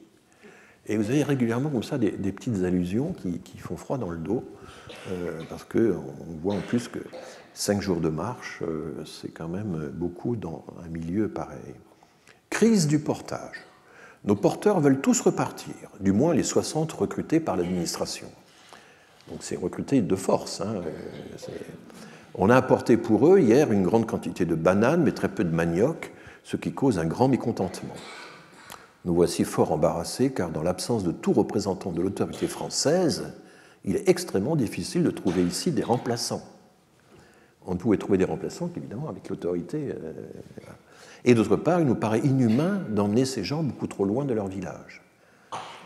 Donc on ne peut pas, le groupe qui doit repartir, parce qu'en principe il est relayé par un autre groupe de porteurs, on ne peut pas les garder de force, parce qu'à ce moment-là, ils commencent à être vraiment très très loin de leur village, et ça, Gide y est sensible. Et vous voyez, ces comportements très très ambivalents, évidemment. Il est dans le système, et en même temps, on décrit tous les dysfonctionnements, comme on dit aujourd'hui par euphémisme, un mot qui n'existait pas à l'époque. Je prends de plus en plus en horreur le tipois. Alors, là, on est le 10 novembre. L'étape était beaucoup plus longue qu'on nous avait dit. Et parti à 8 heures, nous n'avons atteint Gama que le soir. Là, il met une note que je ne reproduis pas, mais qui consiste à dire que les administrateurs, eux, avaient souvent 3 équipes de porteurs qui se relayaient. Et donc, il n'y avait pas besoin d'avoir des périodes de repos. Et donc, du coup, les temps de parcours signalés par les administrateurs étaient beaucoup plus courts que les temps de parcours que Gide découvre, parce qu'il y a quand même des moments de repos qui sont ménagés pour les porteurs. Certains de nos porteurs étaient recrus de fatigue. Un pauvre vieux en particulier, là, il y a l'idée aussi que ce n'est pas uniquement des jeunes qui sont mobilisés là-dessus. Un pauvre vieux en particulier nous montrait les ganglions de son aine, gros comme des œufs de poule. Nous n'avions pu obtenir que 40 porteurs, de sorte que quelques charges portées par 2 jusqu'alors devaient être assumées par un seul. Alors vous voyez, il y en a 60, il y en a 80, voilà qu'au moment du relais, il n'y en a plus que 40, on garde les mêmes charges, et simplement, ça fera 1,5 fois, 2 fois plus par porteur, c'est tout. Il y aura 30 kilos au lieu de 20. Et on comprend tout ça quand on lit. Cette question du portage, et même celle des tipoyeurs, me gâte le voyage. Tout le long de la route, je ne puis cesser d'y penser. Le lendemain, la quinzaine de kilomètres que j'ai faite à pied, ce fut avec un effort extrême, mais je prends de plus en plus en horreur le tipois, où l'on est inconfortablement secoué et où je ne puis perdre un instant le sentiment de l'effort des porteurs. Parce que quand vous êtes dans le tipois, ça bascule, ça balance, puis vous voyez de très près l'effort des porteurs, c'est gênant. Il y a l'aspect aussi de la réquisition alimentaire. Mauvais vouloir du chef du village, arrivé à Nico. Nous nous étions fait précéder d'un coureur afin de trouver le manioc de nos hommes tout préparé et de pouvoir le répartir aussitôt. Pas de manioc. Force a été de réquisitionner dans les cases. Nous avons néanmoins payé cet homme stupide et buté, lui laissant entendre que nous lui eussions donné le double s'il avait apporté de lui-même et de bonne grâce cette nourriture dont nos porteurs avaient besoin et qu'il lui était facile de récupérer dans les champs aussitôt. C'est la première fois qu'il nous arrive de devoir faire acte d'autorité. Alors, il va de retour à Paris se documenter un peu sur un certain nombre de ces aspects-là. Il va, notamment grâce à Marcel de Coppet, c'est ce qu'on soupçonne, trouver des documents, des rapports sur des périodes anciennes. Catherine Cockry-Wildrovitch, qui connaît évidemment toute cette situation par cœur, lui dit on lui a donné des rapports sur des périodes qui justement ne correspondaient pas aux grandes années de crise. Donc bon, il arrive quand même à se faire une idée de ce qui se passait. Et il cite un rapport de 1902, écrit, là encore, par un chef de subdivision, un administrateur français, qui décrit la situation des Manjias, donc un des groupes ethniques de l'Obangi-Chari. Depuis plus d'un an, la situation devient de jour en jour plus difficile. Les Manjias épuisés n'en peuvent plus et n'en veulent plus. Ils préfèrent tout actuellement, même la mort, au portage. Les villages se désagrègent, les familles s'égayent, chacun abandonne sa tribu, son village, sa famille et ses plantations, va vivre dans la brousse pour fuir le recruteur.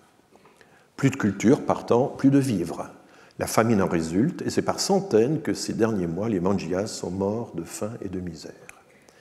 Les recruteurs doivent se livrer, pour trouver des porteurs, à une véritable chasse à l'homme, à travers les villages vides et les plantations abandonnées. Il n'est pas de moi ou des gardes régionaux, des auxiliaires même du pays, Manjias à notre service, envoyés au recrutement dans leur propre pays, ne soient attaqués, blessés, tués. Alors vous voyez à quel point le système est pervers, puisque certains Manjias sont engagés comme recruteurs et doivent recruter leurs compagnons, des villageois de leur propre groupe. Refoulés partout par nos petits postes manu militari pour s'opposer à leur exode en masse, le Manjia reste caché comme un solitaire traqué dans un coin de brousse ou bien se réfugie dans les cavernes, vivant misérablement de racines jusqu'à ce qu'il meure de faim, plutôt que de venir prendre des charges. Donc là, une description évidemment extrêmement précise. Et il cite un autre rapport de 1904 dans lequel, assez curieusement, on retrouve une phrase absolument identique à celle du rapport de 1902. Dans la zone de Nana, la question du portage devient de plus en plus ardue. Les Manjias de Nana sont épuisés. Ils font et feront tout pour fuir le portage dont ils ne veulent plus. Ils préfèrent tout actuellement, aiment la mort au portage. La même phrase se répète. Les groupes se disloquent les uns après les autres, sans qu'il soit possible de faire quoi que ce soit pour arrêter ces migrations qui ont fait un vrai désert d'un pays autrefois riche en culture et où était installée une nombreuse population. Donc là, vous voyez ce paradoxe d'une politique qui essaie de fixer des populations pour qu'on puisse les taxer, les réquisitionner, les charger évidemment du travail forcé, et en même temps, évidemment, ces populations sont pressurées à un degré tel qu'elles s'enfuient et que ça crée des migrations de fuite, des migrations de refuge dans des coins plus éloignés de la forêt, etc., avec tout un système de chasse pour pouvoir les récupérer. Là, vous voyez que le lien entre colonisation et immigration est un peu particulier, hein, mais il existe bel et bien. Alors, on a un témoignage d'un chef de subdivision qui voit arriver Gide, très inquisiteur, lui demandant à quel tarif il paie ses porteurs, ses hommes, ses ramasseurs de caoutchouc, etc. Et l'homme n'a pas du tout supporté le comportement de Gide et a écrit, en réponse à la publication du journal, un long article qui figure dans la revue de presse du bulletin des Amis d'André Gide. Gide est assez vexé, il ne va pas répondre, mais il va faire plusieurs allusions et l'homme dit Gide est très large avec ses hommes, hein, il a les moyens de les payer, mais je crois que mes indigènes préféreraient être moins bien payés et ne pas avoir tant de bagages à porter. Bon, voilà comme ça quelques avis contrastés sur. Voilà. Il y a un passage assez impressionnant. Encore un problème de relais. Les 4 hommes attendus ne sont pas présents à l'appel. Il faut partir. Nous laissons le garde derrière nous. ce n'est qu'à la première étape, je veux dire au premier village traversé à 10 km, que nous constatons que les 4 nouveaux porteurs sont des femmes. Tous les hommes valides, nous dit le garde, s'étant esquivés dans la brousse au dernier moment pour échapper à la réquisition. Ce qui ajoute à notre indignation, c'est que les charges laissées aux femmes par nos autres porteurs sont de beaucoup les plus lourdes. Et c'est assez étonnant, il met 10 km à s'apercevoir que les 4 nouveaux porteurs sont des femmes et pas des hommes, parce que les porteurs sont à l'arrière, que lui, avec son petit poids, il ferait la voie. Étape de 35 km, faite pourtant presque entièrement en tipois, rien de plus lassant que ce mode de locomotion lorsque les tipoyeurs ne sont pas supérieurement dressés. C'est un menu trot qui secoue comme celui d'un mauvais cheval, impossible de lire. Et puis, là, oui, comme il balance entre... Il a des... Enfin, ce n'est pas des éclairs de lucidité, je ne sais pas, enfin, en tout cas, il est tiraillé, il est complètement tiraillé entre plusieurs visions, évidemment. Nous avons renvoyé nos porteurs, à l'exception de 12 qui préfèrent ne point nous quitter. Parce que comme Gide payait les porteurs beaucoup mieux que l'administration, du coup, assez régulièrement, il y a certains qui veulent rester avec eux, sinon ils vont être réquisitionnés par l'administration pour d'autres portages qui seront moins bien rétribués. Les 75 autres, alors vous voyez que 12 plus 75, hein, là on s'approche de 100. Hein.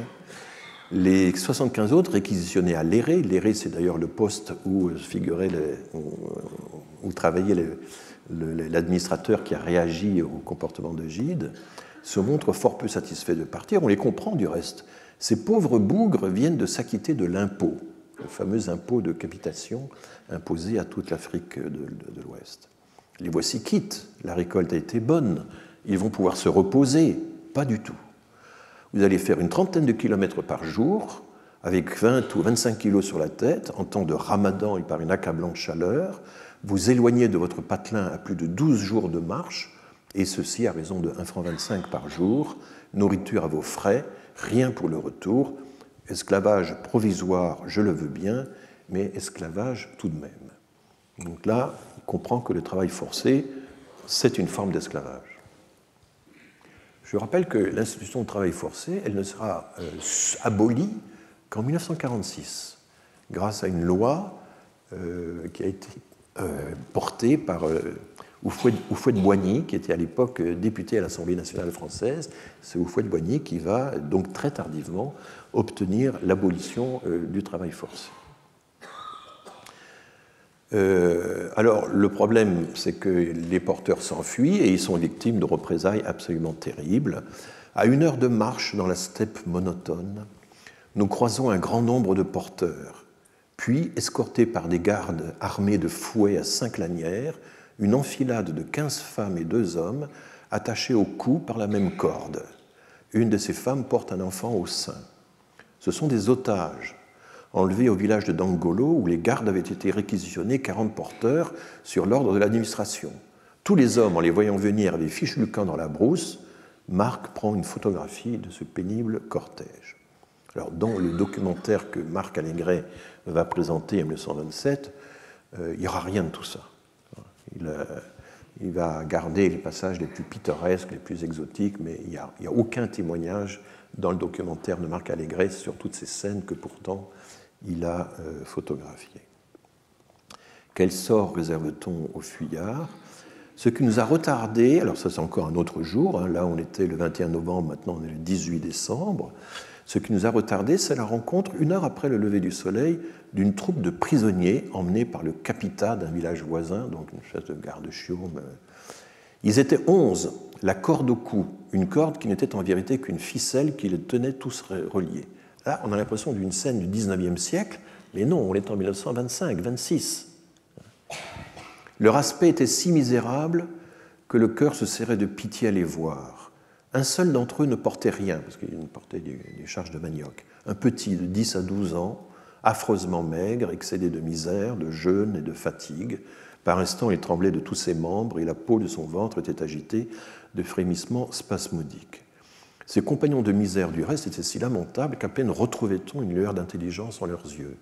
Il semblerait qu'ils n'ont pas mangé depuis 5 jours. Ce sont, au dire du capita, des fuyards qui vivaient depuis 3 mois dans la brousse.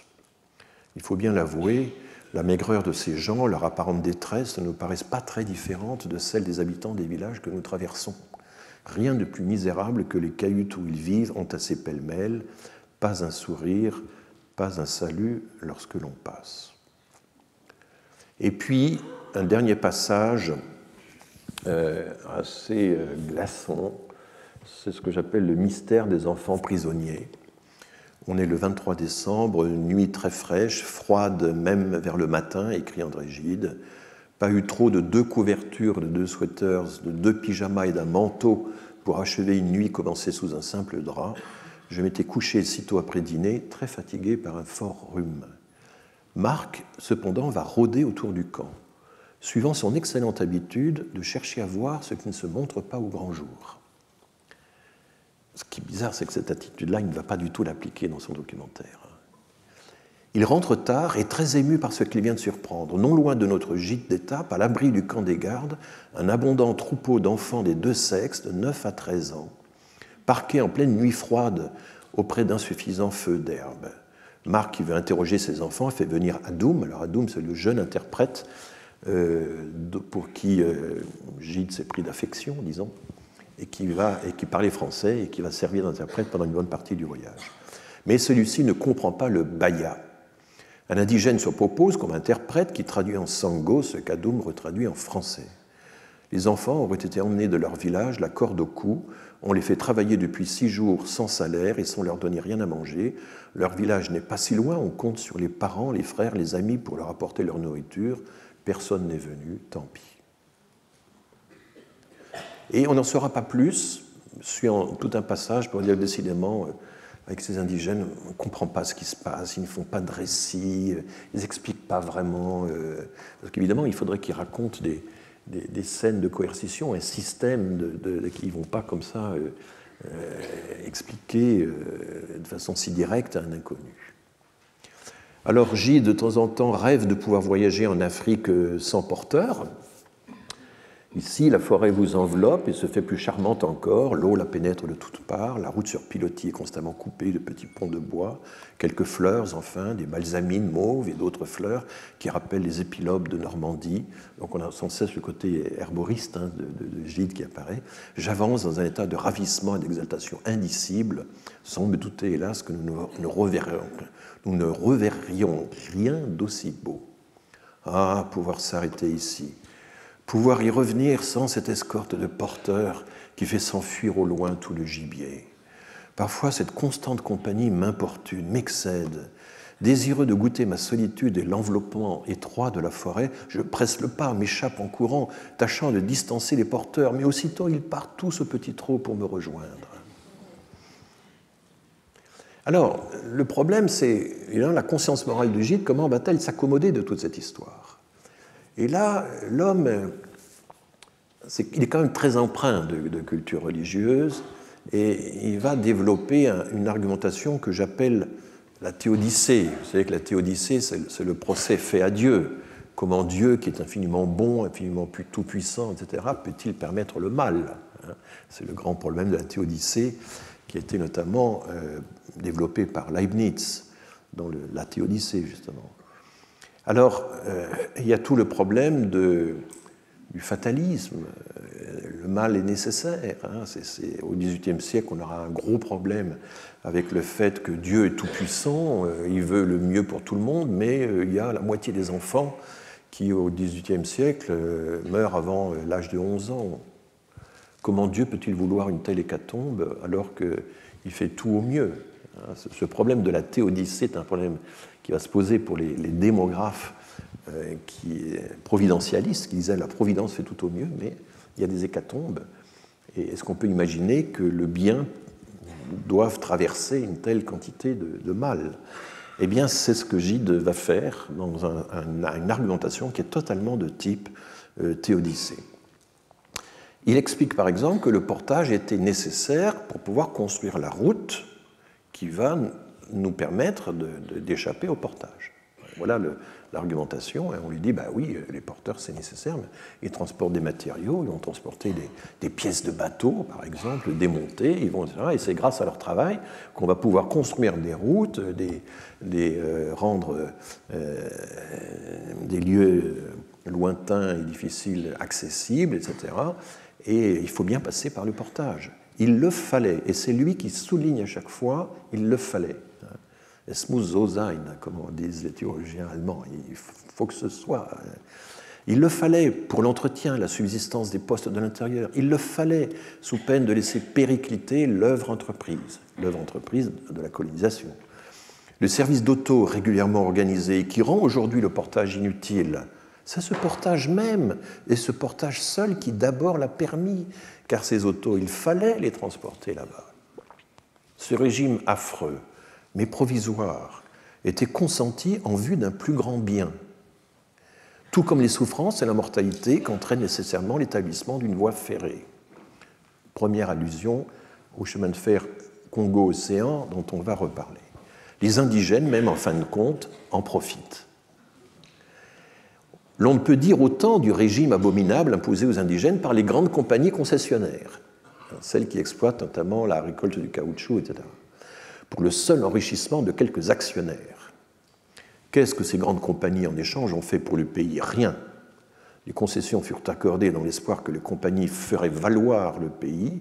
Elles l'ont exploité, ce qui n'est pas la même chose. Ils traitent ce pays comme si nous ne devions pas le garder, me disait un père missionnaire. Il n'y a plus ici d'il le fallait qui tienne, ce mal est inutile. Donc là, il y a une divergence complète. Construire des équipements, des chemins de fer, etc., pour la colonisation, oui, il faut de la souffrance, des morts, etc., si le grain ne meurt. C'est pour ça que j'ai intitulé mon exposé « Si le noir ne meurt ». Bon. Mais ça, c'est justifié, c'est un mal utile. Par contre, les concessionnaires, comment les concessionnaires, c'est pour le bienfait de quelques actionnaires, et là, non, il ne le fallait pas. Bien qu'on trouve à l'intérieur du journal toute une série de phrases montrant à quel point les compagnies concessionnaires ne peuvent mobiliser de force le travail local qu'avec l'appui des autorités locales, de l'administration. En réalité, les deux systèmes sont très imbriqués. Mais c'est comme ça qu'il résout le dilemme moral qui se pose à lui. Alors, je vais faire un excursus du côté de l'Angleterre, parce que dans l'Empire britannique aussi, le portage était très important, même s'il ne prend pas toujours les mêmes formes. Et c'est donc la partie artistique, histoire de l'art de l'exposé. Il y a toujours un petit aspect histoire de l'art dans mon exposé. Et là, vous allez voir, c'est assez intéressant. Vous avez ici, et je vais l'agrandir bientôt, une carte fameuse. C'est une grande représentation allégorique de la fédération impériale, comme disaient les Anglais, carte du monde montrant l'étendue de l'Empire britannique en 1886. Et vous voyez qu'en haut à droite, il y a une devise, Freedom, Fraternity, Federation. Liberté, fraternité, fédération. Bon. Et en haut à droite, il y a un petit encart, c'est l'Empire britannique tel qu'il était un siècle plus tôt. Un siècle plus tôt, c'était le premier empire, c'était le Canada, c'était des comptoirs en Inde, c'était une partie de l'actuel Pakistan, toute une série d'îles dans le Pacifique, dans l'océan Atlantique, vous voyez Sainte-Hélène est là. Voilà. Et quand on revient donc, ce qui est intéressant dans cette allégorie, c'est de voir le personnage qui est là au milieu de la scène. Vous voyez ce porteur complètement courbé sous le poids de ses ballots. Avec les militaires autour, il y en a un qui tient un tigre qui a l'air assez menaçant à l'égard du porteur, donc il y a une mise en scène de la domination là, qui est vraiment sans appel. Et quand on regarde la figure centrale, c'est le rôle Britannia, c'est la domination de la Grande-Bretagne sur son empire et sur le monde, car elle est assise sur le monde, world, c'est écrit en toutes lettres. Et en dessous, il y a Atlas. Atlas, vous voyez, il est écrit Atlas et en sous-Atlas, Human Labor, le travail humain. Et vous aviez la même chose dans le système français et dans le système britannique. Il y avait une justification du travail forcé en disant mais ces indigènes sont naturellement paresseux, si on ne les force pas à travailler, ils ne travaillent pas, il faut réveiller en eux la volonté de travailler, et cette volonté de travailler, elle est portée à un niveau mythologique. Atlas portant le monde, c'est le travail qui, bon, malgré toute la contrainte, la coercition que ça suppose, fait quand même tourner le monde, quoi. Donc il y a une sorte de célébration de la nécessité du travail, et le porteur qui se trouve à gauche dans cette représentation allégorique, c'est au fond la réalisation de cette contrainte fondamentale, basique, qui est le fait que c'est le travail humain qui supporte le monde, lequel supporte évidemment la figure de la domination britannique. Oui, c'est assez étonnant et tout ça a été pensé, évidemment. Ce n'est pas par hasard qu'on a écrit Human Labor en dessous d'Atlas. Voilà.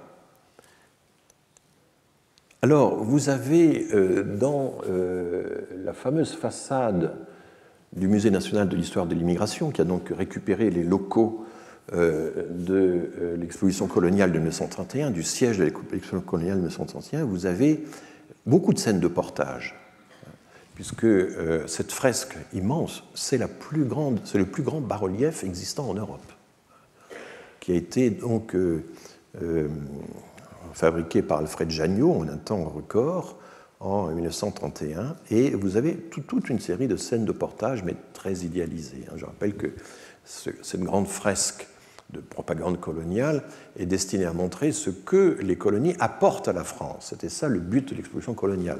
On ne les exploite pas, mais ils ont tellement de richesses à nous apporter, et donc c'est positif. C'était une volonté de convaincre les Français qu'on avait intérêt à garder l'Empire et à le développer. Et donc, voilà, les scènes de portage abondent. Si un jour vous allez, j'espère que vous le ferez, parce que c'est un musée très intéressant par ailleurs, mais le bâtiment lui-même vaut le détour, vous verrez que vous avez aussi des scènes de pagayeurs, de rameurs.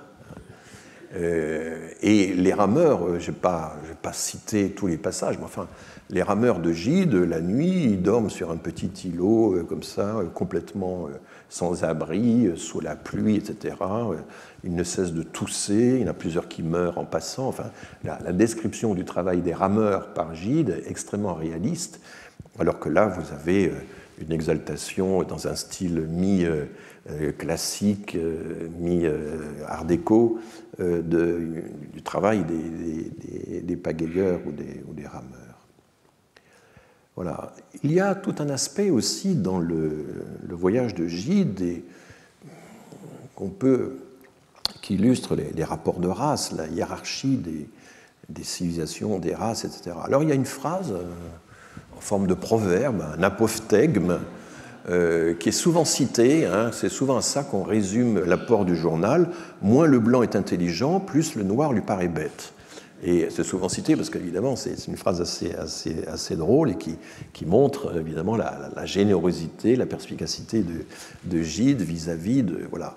Le problème, c'est qu'il y a bien d'autres phrases encore de Gide dans le texte, et là il y en a une qui est tout à fait étonnante. Les indigènes ont un cerveau aux capacités très limitées. Impossible d'obtenir une réponse à ma question « Pourquoi n'a-t-on pas récolté le manioc en temps voulu ?» Alors évidemment, là, on est au cœur du système d'exploitation et il espère avoir une explication du pourquoi l'exploitation est ce qu'elle est. C'est quand même très naïf de sa part. Mais non, la conclusion qui en tire est la suivante. Pourquoi n'a-t-on pas récolté le manioc en temps voulu ? En général, le pourquoi n'est pas compris des indigènes. Et même, je doute si quelques mots équivalents existent dans la plupart de leurs idiomes. Déjà, j'avais pu constater au cours du procès à Brazzaville, il avait assisté à un procès au début de ce voyage, qu'à la question « Pourquoi ces gens ont-ils déserté leur village ?» Il était invariablement répondu comment, de quelle manière. Il semble que les cerveaux de ces gens soient incapables d'établir un rapport de cause à effet. Et ceci, j'ai pu le constater maintes fois dans la suite de ce voyage. Alors évidemment, je vous prie de croire que les linguistes spécialisés dans les langues africaines, on en a beaucoup en France, confirment qu'évidemment, pourquoi ça existe en toutes les langues, y compris dans les langues africaines. Et il met une petite note qui a été rajoutée après à son retour à Paris, ce que confirme le fait qu'il n'y a pas de rapport de cause à effet dans le langage indigène, ce que confirme, commente et explique fort bien Lévi-Bruhl dans son livre sur la mentalité primitive que je ne connaissais pas encore. Donc Lévi-Bruhl, c'est toute une série de livres sur la mentalité prélogique, sur la mentalité primitive. C'est ce contre quoi Lévi-Strauss a lutté. Je rappelle que la mentalité primitive a comme contrepartie le très grand livre de Lévi-Strauss qui s'appelle La pensée sauvage. Et La pensée sauvage, c'est une des plus belles œuvres de Lévi-Strauss. À mon avis, c'est mieux que les structures élémentaires de la parenté, parce que c'est un livre qui accorde aux indigènes une capacité de classer, d'exploiter les ressources de la nature, etc. C'est un des fondements des livres qui a ouvert la voie à l'ethnobotanique, à enfin, tout ce qui est l'ethno-agriculture, etc., enfin, au fait que, oui, les indigènes ont des capacités à exploiter le monde, le milieu environnement, l'environnement, de façon extrêmement réfléchie, avec une longue expérience.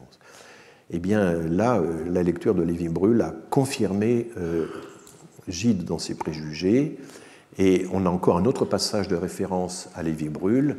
Les gens de ces peuplades primitives, je m'en persuade de plus en plus, là on est à la fin du voyage, au mois de mars, n'ont pas notre façon de raisonner.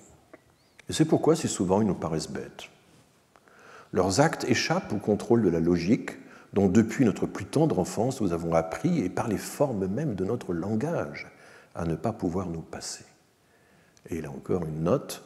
Dès les premiers temps de notre séjour à Brazzaville, je notais que les rapports de causalité semblent n'exister point pour eux, ce qui m'est confirmé par Lévi-Bruhl, dont je fus bien maladroit de ne lire les livres sur la mentalité primitive qu'à mon retour de voyage. Ils m'eussent épargné nombre de bévues, éclairé bien les ténèbres. Donc, qu'est-ce que j'ai été bête de ne pas comprendre pourquoi les indigènes étaient bêtes. C'est en gros l'étonnant paradoxe de ce passage. Là, vous voyez comment cet homme est incroyablement intelligent, formidablement cultivé, et lui aussi enfermé dans les limites sociales, évidemment, culturelles de son cerveau. Je continue mes leçons de lecture à Adoum. Adoum, c'est le jeune homme qu'il a en quelque sorte adopté, mais dont il va devoir se séparer à la fin du voyage, et qui va être très malade, je crois même qu'il meurt à la fin. Je continue mes leçons de lecture à Adoum, qui fait preuve d'une émouvante application et progresse de jour en jour. Et je m'attache à lui chaque jour un peu plus. De quelle sottise le plus souvent le blanc fait preuve quand il s'indigne de la stupidité des noirs. Je ne les crois pourtant capables que d'un très petit développement. Le cerveau gourd et stagnant le plus souvent dans une nuit épaisse.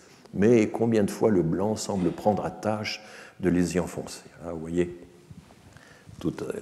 à quel point tous ces propos sont complètement équivoques, ambivalents. Enfin, c'est vraiment c'est saisissant. Évidemment, je dis tout ça avec le privilège que donne le recul du temps, puisqu'on comprend à quel point, même pour quelqu'un comme lui. Alors, il arrive au Tchad, et là, on entre dans une toute autre civilisation.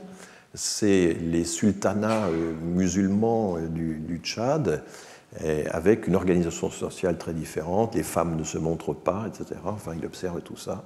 Fort Archambault, marche de l'islam, où par-delà la barbarie, on prend contact avec une autre civilisation, une autre culture. Culture bien rudimentaire encore, sans doute, mais apportant déjà raffinement, le sentiment de la noblesse, de la hiérarchie, une spiritualité sans but. Alors ça, c'est l'éloge de l'islam qui existait encore à l'époque. L'islam comme religion abstraite, hautement spirituelle, c'est un thème qui était assez fréquent encore à l'époque. Aujourd'hui, ça a complètement disparu. Mais une spiritualité sans but et le goût de l'immatériel. Dans les régions que nous avons traversées, ce n'était que race piétinée, non tant ville peut-être qu'avilie, esclavagée, n'aspirant qu'au plus grossier bien-être, tristes troupeaux humains sans berger. Ici, nous retrouvons enfin de vraies demeures, enfin des possessions individuelles, enfin des spécialisations. Et ça, c'est un grand thème de Gide, c'est que dans l'Afrique de l'Ouest, il n'y a que du collectif, il n'y a pas d'individualisation. Et les paysages eux-mêmes ne sont pas individualisés, confondent tout, sont uniformes, etc. Quand on arrive dans le monde musulman, là, on a de nouveau une montée dans l'échelle de l'individualisation qui, pour Gide, est une échelle de civilisation. Je vais vous parler maintenant quand même du chemin de fer Congo-Océan parce qu'il fait son voyage au moment même où le chemin de fer se construit. Et là, il y a une grande référence, le géographe Gilles Sauter, c'est une chose assez étrange. Gilles Sauter fait un article au titre modeste, note sur la construction du chemin de fer Congo-Océan 1921-1934, il a duré longtemps, et c'est publié en 1967. Mais en fait, Sauter explique que dès 1954, son article était prêt, et que, pourquoi ? Parce qu'il avait découvert des archives de l'AEF, au secrétariat général de l'AEF, à Brazzaville. Et les dossiers étaient complètement en désordre. C'est lui qui les a classés, les a organisés et a pu écrire cet article extraordinairement documenté parce qu'il y a tous les gouverneurs qui dialoguent avec les architectes, avec les administrateurs locaux qui essaient de trouver de la main-d'œuvre, etc. C'est extrêmement précis avec tous les plans successifs qui ont été. Savorgnan de Brazza, dès 1882, avait préconisé la construction d'un tel chemin de fer. Les Français vont être devancés par les Belges de l'autre côté du fleuve, du côté du Congo. De l'État indépendant du Congo, c'est comme ça qu'on nommait le Congo belge. Et ils vont chercher plusieurs tracés. Bon, il y a un recueil des textes littéraires et pas techniques qui a été publié il y a quelque temps par une professeure néerlandaise de littérature française sur toute la controverse, puisque quelqu'un comme Albert Londres, par exemple, a écrit sur le chemin de fer Congo-Océan. Elle relie. Alors, non, ça c'est quelque chose de différent. Oui, pardon, il faut que je n'ai pas emmené mes notes avec moi, mais en gros, que raconte Sauter ? Il raconte que le grand problème, outre le tracé, etc., c'est qu'à un certain moment, il faut franchir une montagne, il faut accomplir des travaux de force considérables, il n'y a pas d'engin, il n'y a pas de machine, parce que ça coûterait trop cher, ce ne serait pas rentable, et donc les entreprises, de façon absolument délibérée, décident d'utiliser la main-d'œuvre sans mécanisation, pour des travaux de force absolument incroyables, puisqu'il s'agit de déplacer une montagne, vraiment. Et le problème, c'est que le portage, la corvée du portage, a déjà mobilisé toute une partie de la population. Et donc, on est obligé d'aller chercher plus loin les porteurs. On va les chercher justement jusqu'au Tchad. On va les chercher au Sénégal. Et chose incroyable que raconte Sauter en détail, c'est qu'on va aller aux Antilles aussi, chercher de la main-d'œuvre pour construire le chemin de fer Congo-Océan, le chemin de fer qui doit aller de Brazzaville jusqu'à la côte. Et il y a un épisode, alors Sauter dit épisode pittoresque, mais à un certain moment, on se dit, il n'y a toujours pas assez de main-d'œuvre pour accomplir ce travail, on va aller chercher de la main-d'œuvre chinoise. Et il va y avoir un plan qui va être exécuté de récupération de main-d'œuvre chinoise, parce qu'on l'avait fait pendant la guerre de 14. Pendant la guerre de 14, on avait fait venir des terrassiers chinois qui avaient notamment aidé à construire les voies de chemin de fer qui ont proliféré pendant la guerre de 14 dans tout le nord de la France. Et là, ces main-d'œuvre chinois, quand ils découvrent le climat, le site, les conditions de travail, les conditions de nourriture, etc., se révoltent. Ils se révoltent et on n'arrivera jamais à les employer. Il faut lire l'article de Sauter, il est extrêmement détaillé, un peu trop si vous voulez, mais enfin, on a un mélange de naïveté, de cynisme, d'ingénuité, de rouerie dans les comportements des ingénieurs, des administrateurs, des généraux et locaux, etc., qui est vraiment, vraiment étonnant. Et il va y avoir toute la polémique sur le nombre de morts. On a dit qu'il y avait eu jusqu'à 20 000 morts, peut-être au-delà. Il semble à peu près maintenant qu'il y a eu en gros 17 000 morts. Parce que ces gens travaillaient à main nue, étaient très mal nourris, etc. Et donc, alors il y a eu tout un comportement de fuite, il y a eu toute une... Évidemment, ça s'est su très vite que le travail était mortel.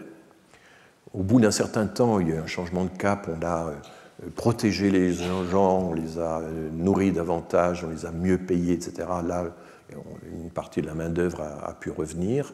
Tout ceci est raconté dans le grand article de Gilles Sauter qui est libre d'accès en ligne.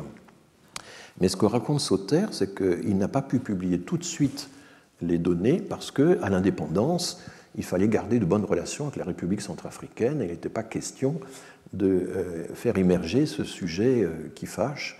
On a donc, et Sauter avait promis aux administrateurs de Lubangui-Chari de ne pas publier prématurément, de ne pas publier tout de suite son grand article. Donc on l'a su très tardivement, et c'est donc, mais déjà avant cette date, Catherine Kokrivederovitch avait aussi révélé l'ampleur du désastre humain qu'avait représenté la construction du chemin de fer Congo-Océan. Du côté belge, il y a eu une histoire à peu près équivalente des années plus tôt, mais il s'est passé à peu près la même chose. Voilà, mais écoutez, je vais arrêter là et on peut passer à des questions pour les 12 minutes qui suivent.